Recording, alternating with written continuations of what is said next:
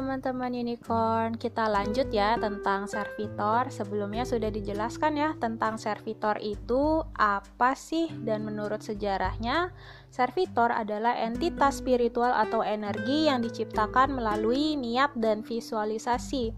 Berbeda dari entitas yang ada secara alami di alam semesta seperti roh atau dewa. Nah, servitor diciptakan oleh individu atau kelompok untuk tujuan tertentu, dan mereka seringkali memiliki kemampuan terbatas yang bergantung pada niat penciptanya. Nah, servitor paling banyak dikenal dalam tradisi magis modern, khususnya dalam cabang chaos magic. Namun, konsep dasar penciptaan entitas buatan ini memiliki akar yang lebih tua dan dapat ditemukan dalam banyak tradisi okultisme dan spiritual di seluruh dunia.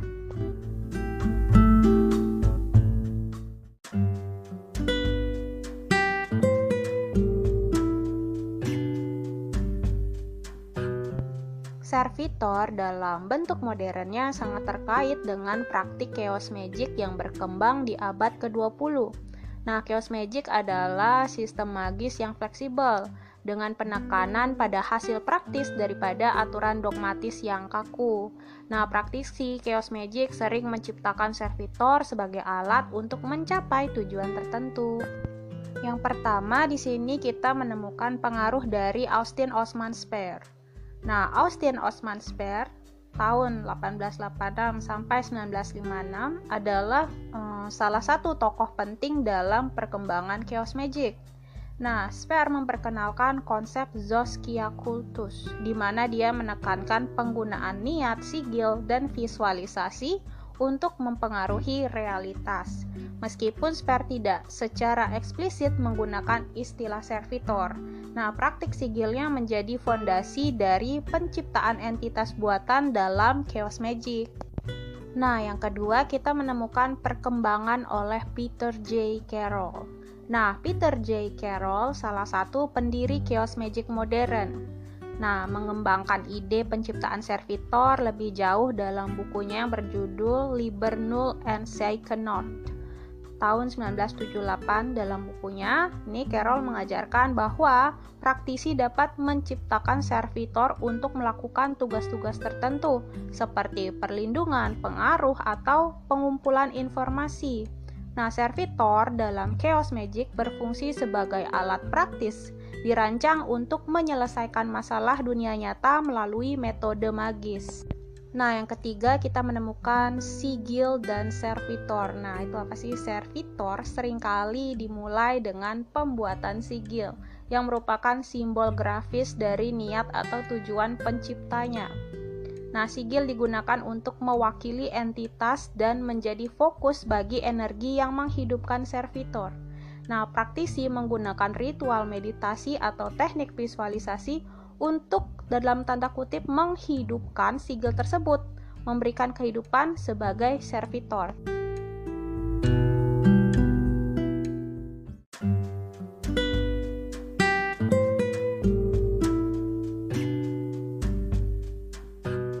Selanjutnya dari perspektif servitor dalam praktik modern. Saat ini servitor digunakan oleh berbagai praktisi magis, tidak hanya terbatas pada chaos magic ya.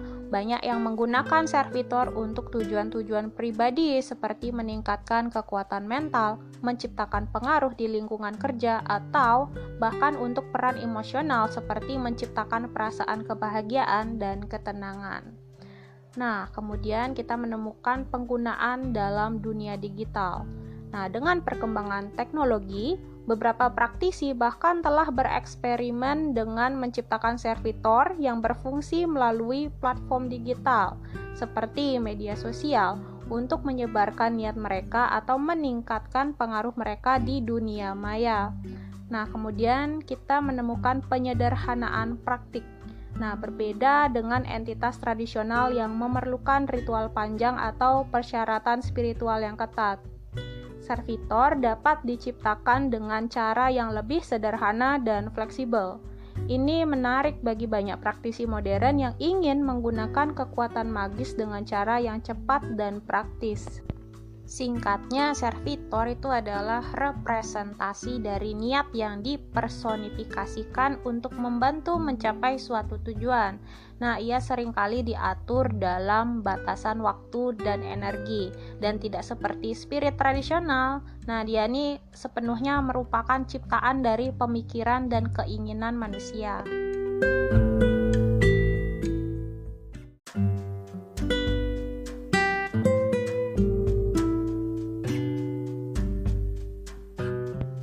Oke, sekarang kita akan lanjut ke sisi positif dan negatif dari servitor. Nah, servitor sebagai entitas buatan yang diciptakan melalui niat dan energi, memiliki potensi untuk membawa manfaat, tetapi juga bisa memiliki risiko, tergantung pada bagaimana mereka diciptakan, diarahkan, dan dikelola. Nah, berikut ini adalah beberapa sisi positif dan negatif yang perlu diperhatikan ketika berurusan dengan servitor. Nah, sekarang kita akan memasuki sisi positif servitor. Yang pertama, itu ada tujuan spesifik dan terarah. Nah, servitor dapat diciptakan dengan tujuan yang sangat spesifik seperti melindungi penciptanya, meningkatkan produktivitas, atau menarik kekayaan karena sifatnya yang terarah. Servitor bisa menjadi alat magis yang sangat efektif untuk memanifestasikan keinginan tertentu. Nah, yang kedua, ada mudah dikontrol. Nah, penciptanya memiliki kendali penuh atas servitor, termasuk tujuan, durasi hidup, dan batasan-batasan fungsinya.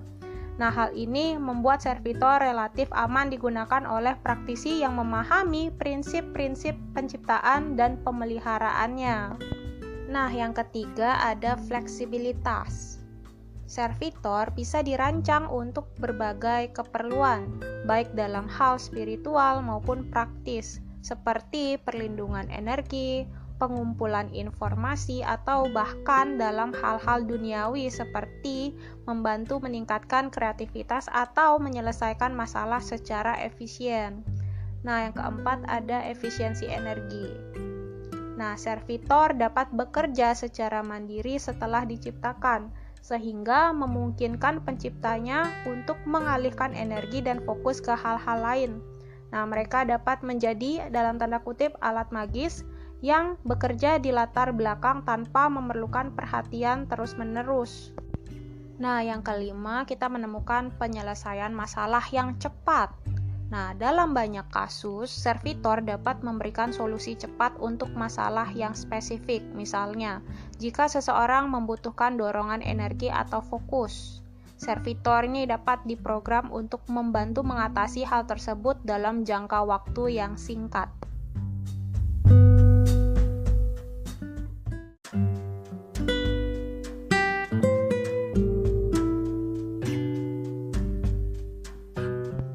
Nah, sekarang kita lanjut di sisi negatif servitor. Yang pertama, potensi lepas kendali. Nah, jika servitor tidak dikelola atau diarahkan dengan baik, mereka bisa menjadi entitas yang lepas kendali. Misalnya, jika dibiarkan terlalu lama tanpa dihapus atau dilebur, servitor dapat mulai berfungsi di luar tujuan awalnya, mempengaruhi lingkungan atau penciptanya dengan cara yang tidak diinginkan. Nah, yang kedua, konsumsi energi berlebihan. Meskipun servitor biasanya tidak memerlukan perhatian konstan, mereka tetap membutuhkan energi untuk bertahan. Pencipta harus secara berkala memberi makan atau menyuplai energi kepada servitor. Jika pencipta tidak menjaga keseimbangan energi, servitor dapat mulai menyerap energi dari sumber-sumber yang tidak diinginkan, termasuk dari penciptanya sendiri. Nah, yang ketiga, ketergantungan. Pengguna servitor yang terlalu bergantung pada entitas ini bisa kehilangan kemampuan untuk mengatasi masalah secara mandiri. Hal ini dapat menciptakan ketergantungan spiritual yang tidak sehat, di mana pencipta selalu mengandalkan servitor untuk setiap aspek kehidupan tanpa berusaha menemukan solusi secara internal. Nah, yang keempat, distorsi tujuan. Jika niat atau tujuan awal saat penciptaan servitor tidak jelas atau ambigu, servitor dapat menghasilkan hasil yang tidak diinginkan. Kesalahan dalam pemrograman niat dapat membuat servitor menjalankan fungsi yang salah atau bahkan menimbulkan kerugian. Nah, yang kelima, pengaruh energi lingkungan. Servitor nih seperti entitas energi lainnya dapat dipengaruhi oleh energi eksternal atau lingkungan sekitar jika tidak diatur dengan baik. Nah, mereka bisa dipengaruhi oleh energi negatif atau entitas lain yang dapat mengubah atau merusak fungsinya. Jika kamu ingin mencoba praktik magis, alangkah baiknya gunakan segala alat perangkat yang sudah di-blessing terlebih dahulu agar tidak menimbulkan kesalahan dan menciptakan ruangan yang aman. Nah, setiap alat yang digunakan dalam praktik magis mengandung energi, dan dengan blessing atau penyucian, kita memastikan bahwa energi yang melekat pada alat tersebut selaras dengan niat baik serta tujuan yang diinginkan. Pembersihan ini membantu menghilangkan getaran negatif atau residu energi yang bisa mengganggu proses spiritual. Selain itu, penting juga untuk selalu menjaga keharmonisan pikiran dan hati, agar niat yang kita pancarkan selama ritual benar-benar murni dan fokus. Dengan begitu, kita bisa meminimalkan kesalahan atau konsekuensi yang tidak diinginkan.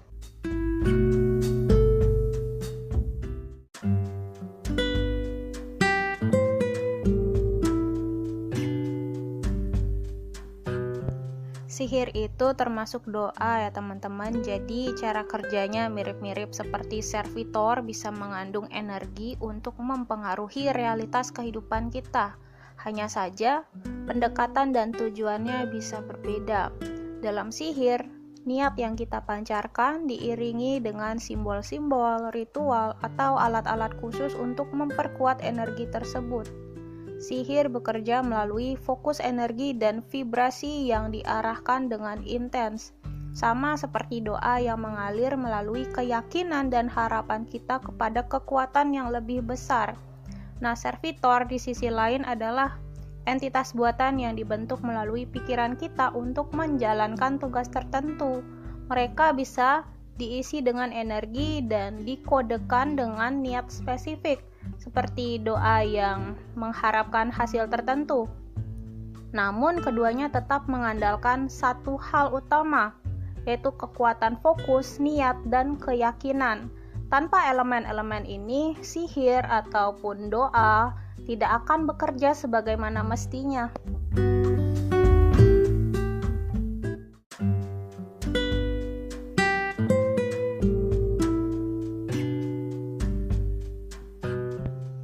Nah, selanjutnya kita akan memasuki perspektif psikologi. Nah, konsep servitor bisa dianggap sebagai hasil dari mekanisme pemikiran dan keyakinan yang terinternalisasi. Nah, seringkali dipengaruhi oleh kemampuan otak untuk menciptakan personifikasi atau representasi mental dari tujuan tertentu. Nah, berikut ini adalah beberapa cara bagaimana servitor bisa dipahami melalui kacamata psikologi. Nah, yang pertama ada proyeksi pikiran. Servitor adalah produk dari imajinasi yang kuat dan fokus intens, yang bisa dianggap sebagai bentuk proyeksi pikiran. Ketika seseorang menciptakan servitor, mereka menanamkan niat dan energi ke dalam entitas ini, yang secara psikologis mirip dengan memperluas bagian dari pikiran sadar dan bawah sadar ke dalam bentuk personifikasi. Nah, proyeksi semacam ini bisa meningkatkan kemampuan seseorang untuk fokus dan mengarahkan energi mental mereka ke tujuan yang ingin dicapai. Nah, yang kedua ada efek placebo. Dalam psikologi, efek placebo merujuk pada bagaimana keyakinan seseorang terhadap sesuatu dapat menghasilkan efek nyata. Nah, meskipun secara teknis tidak ada substansi aktif, servitor bisa dianggap sebagai efek placebo, di mana keyakinan penciptanya terhadap kekuatan servitor bisa menciptakan hasil yang diinginkan. Ini adalah hasil dari keyakinan yang sangat kuat yang mempengaruhi tindakan dan persepsi penciptanya. Nah, kemudian yang ketiga itu ada personifikasi alat bantu kognitif. Nah, servitor bisa juga dilihat sebagai alat bantu kognitif yang dimaksudkan untuk membantu penciptanya dalam mengorganisir atau menyelesaikan tugas tertentu. Ini seperti memiliki bagian dari otak yang dipisahkan dan diarahkan untuk menangani masalah-masalah spesifik. Nah, yang dapat memperkuat fokus dan kemampuan untuk mencapai tujuan tertentu. Yang keempat, metafora untuk self-regulation. Dalam banyak kasus, servitor bisa menjadi simbol atau metafora untuk aspek-aspek dari diri seseorang yang mereka ingin kendalikan atau kembangkan. Nah, ini mirip dengan cara terapi menggunakan teknik-teknik visualisasi untuk membantu seseorang mengatur emosi atau perilaku mereka. Dengan menciptakan servitor, seseorang dapat memfokuskan energinya pada pencapaian tujuan tertentu atau menangani aspek emosi dan perilaku yang mereka inginkan untuk dikelola dengan lebih baik. Secara keseluruhan, dari sudut pandang psikologis, servitor bisa dilihat sebagai alat mental yang membantu seseorang mencapai hasil dengan memusatkan perhatian, keyakinan, dan energi pada suatu tujuan tertentu terlepas dari realitas objektif dari entitas tersebut.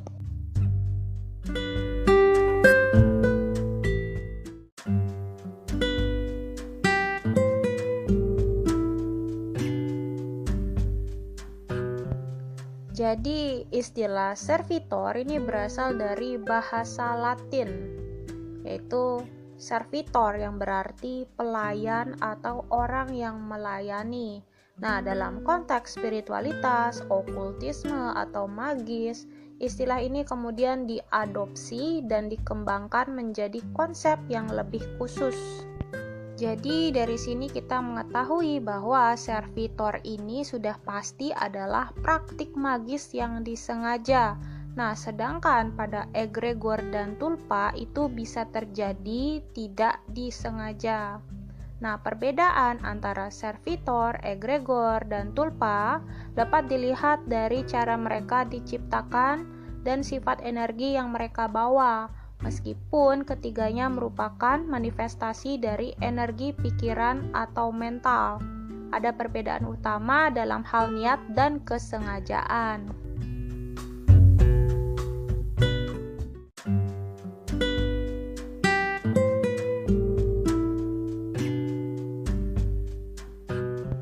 Jadi servitor itu kan adalah praktik magis ya teman-teman.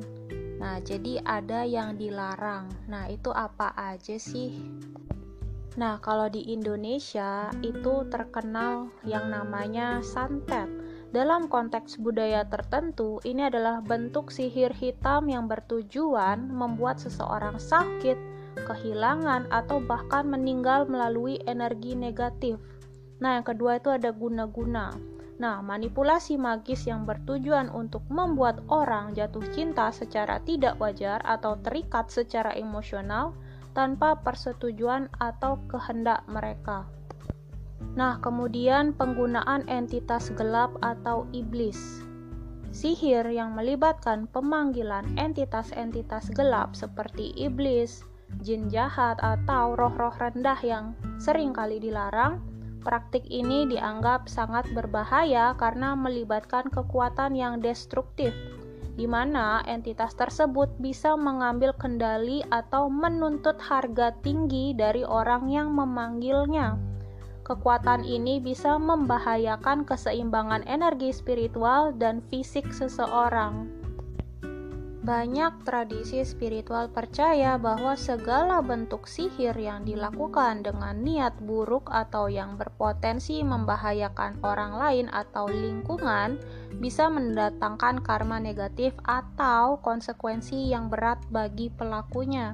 Oleh karena itu, etika dalam sihir sangat penting untuk menjaga keseimbangan antara niat dan tindakan.